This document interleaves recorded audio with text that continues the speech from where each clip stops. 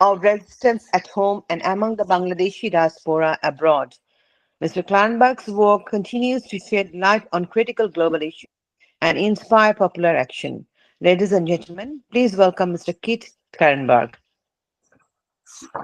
Thank you very much for that extremely kind introduction. It's more that I'm used to and more than I deserve, perhaps. But yeah, as you mentioned, I and my colleague at the Grey Zone, Wyatt Reed, we reported on leaked documents which showed that the US, via USAID and the National Endowment for Democracy, was heavily involved in the coup in Bangladesh. Now, there are purportedly occupations of the headquarters of media organizations perceived as too sympathetic to the overthrown government.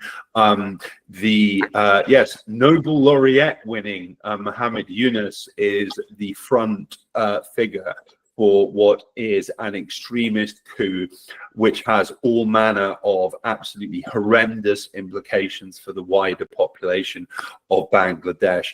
I have heard more than one Bangladeshi who has spoken to me on the condition of anonymity refer to the July jihadis in terms of the people who are who have taken power and are seeking to take over Bangladesh's civil society and police their streets accordingly. Now, you know, like minorities, including Hindus, face hatred. They are being purged from institutions, purged from their jobs, in the public and the private sector. People working for secular news outlets like the Daily Star or Daily Pradham have been threatened. They have again fled. You know, this is an absolutely horrendous situation which was created by the illusion of democracy and freedom and human rights, as the US has so often done across the world. You know, it fits into a wider strategy of neutralizing opposition to the US empire throughout the former Indian subcontinent. We only have to think of Imran Khan potentially facing life imprisonment for being insufficiently hawkish on the war in Ukraine. You know, this government daring to step a foot out of line has enormous implications for average citizens at every level. It is something that we need to oppose with every breath that we have. We need to be making as much noise for these people as we possibly can, because outside, I've seen the New York Times recently reported, oh, well, the extremists are seeking to exploit the quote unquote opening created by the departure of the former Bangladeshi government. No, this was the plan all along. This is evolving according to a very well prepared script. And yes, I think that the time is now for us to speak with a united voice, to reach out to potential partners, collaborators, comrades the world over, and get people to start talking about this. Okay, because yeah, like as I mentioned, my report in the Grey Zone, this did like enormous numbers, is read by hundreds of thousands of people the world over. You know, this wasn't just of interest to the Bangladeshi population. This is of wider interest and significance to people throughout the West and throughout the East. Okay, so yeah, the audience and the potential collaborators and comrades that can be gleaned from this is massive. We need, again, as I say, we need to be making as much noise as possible, and this is why this conference is so important. Because aside from, as I say, very occasional references in the mainstream media, this is now like off radar. What is happening now? It is not known by the average person in the street, whether they're in London or New Delhi. Okay, so yeah, I think organizing around this is very, very, very important. Publicizing the documents that we at the Grey Zone published, which show precisely how the government was overthrown and Bangladesh's politics was quote unquote destabilized. Yeah, like, you know, we need to be creating international coalitions around this.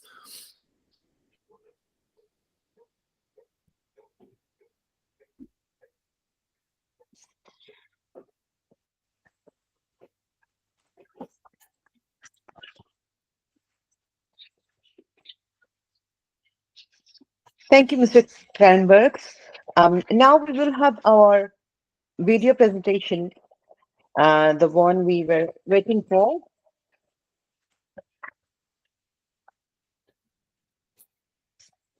On human rights violations in Bangladesh.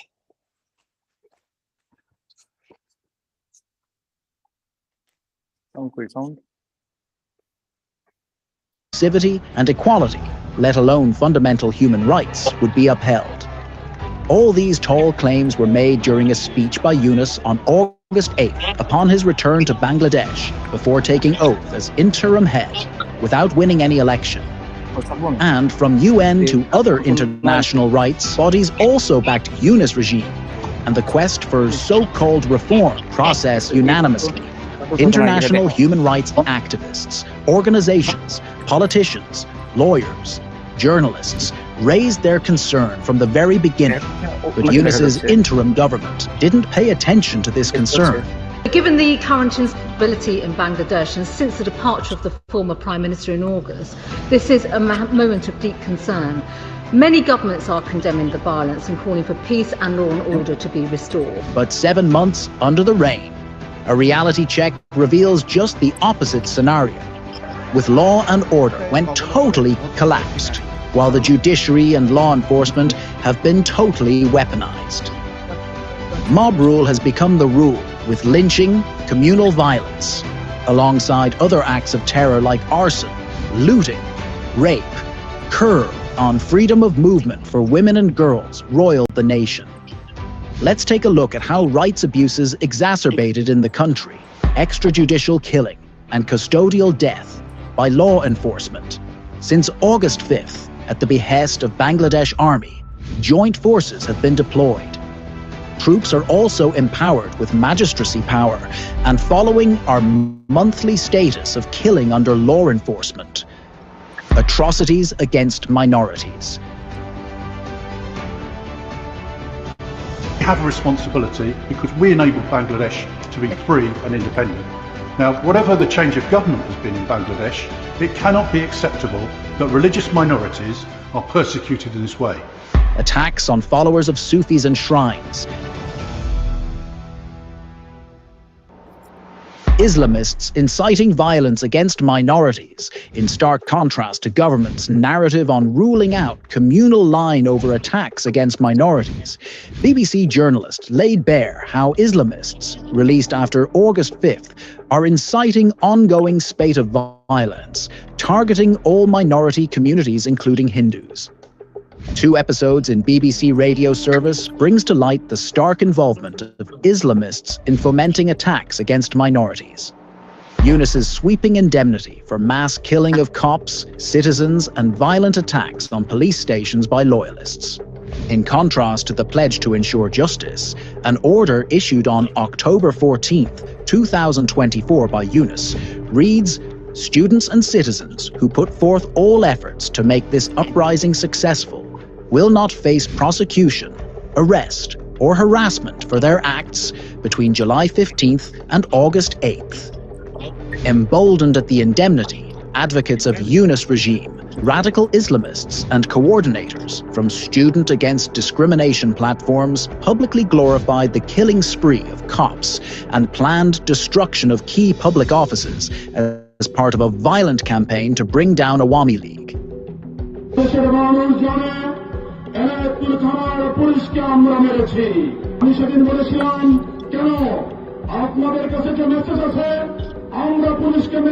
যদি metro রেলে আগুন না দেওয়া হতো, যদি পুলিশদেরকে না মারা হতো, তাহলে বিপ্লবটা এত সহজেই অর্জিত হতো না, কিংবা পুলিশের ফায়ারিং এ কম লাগছে এদেরকে, সিভিলিয়ান ট্রেস হাতে 7.62 আপনারা দিয়ে দেখছেন। বৈষম্য বিরোধী আন্দোলনে সিরাজগঞ্জের এনায়েতপুরে যদি 15 জন পুলিশ নিহত না হতো, বাংলাদেশের পুলিশের মেরুদণ্ড ভাঙত না। Despite such public admission of killing, the decree justifying no legal action against violence perpetrated by supporters of Yunus has been likened by rights activists as an act of widespread indemnity granted for perpetrators who killed police, minorities, citizens affiliated with Awami League, aimed to bring Yunus in power and solidify his grip on power. No justice for killing of at least 318 people under Yunus regime. Ayin O Shalish Kendro, a leading human rights organization, reported. Massacre of Awami League activists. At least 171 citizens were reportedly killed in form of lynching, arson, and other forms of violence. According to accounts of family members, tens of thousands of party activists and leaders in almost each unit of 4,573 union in all the 64 districts across the country subjected to physical attacks, and their houses and business were looted and vandalized. Hundreds of activists are feared, killed as their whereabouts are unknown for months. Due to impunity for killing of Awami League leaders and activists, there has been no let-up in the extrajudicial killing spree even after 6 months. Rather, the cycle of vengeance and erosion of rights only compounded. Violence against women. Safety of female population, from clothing to workplace and movement, under siege and culture of impunity reigns supreme. Death of freedom of press. The claim of Dr. Yunus to uphold freedom of press emerged out as biggest hoax in 6 months, as not only journalists are suppressed with meticulous design of false lawsuits, arbitrary arrests, unlawful incarceration, but also a record number of headquarters of media outlets came under attacks. Since August 5th, offices of at least 19 media outlets are torched and vandalized, highest since the country's history, according to DW Bangla Service. Mass arrests and arbitrary detention, brutal crackdown. At least 13,540 people were subjected to mass arrests and arbitrary detention from August 2024 till January 2025. In 20 days of February, at least 12,500 were detained in political cases. No justice in court. Victims of mass arrests denied of legal rights. Reports reveal critics of Yunus regime, who have been subjected to mass arrests, were attacked inside court premises on a regular basis. Denial of academic rights of students.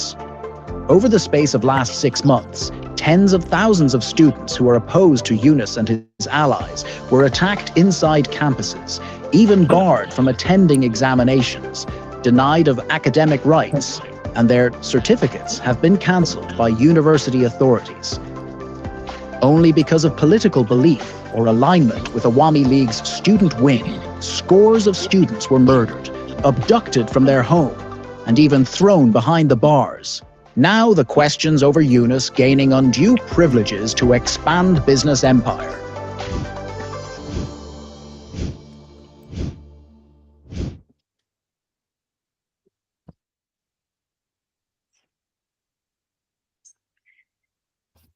Thank you. Now I will invite participants for our question and answer session. May I request our valuable speakers, Barrister Tania Amir and Mr. Keith Clarenberg, ready for the question and answer section. And may I request our President, Professor Dr. Habibi Milad, to preside over and conduct the session. Thank you.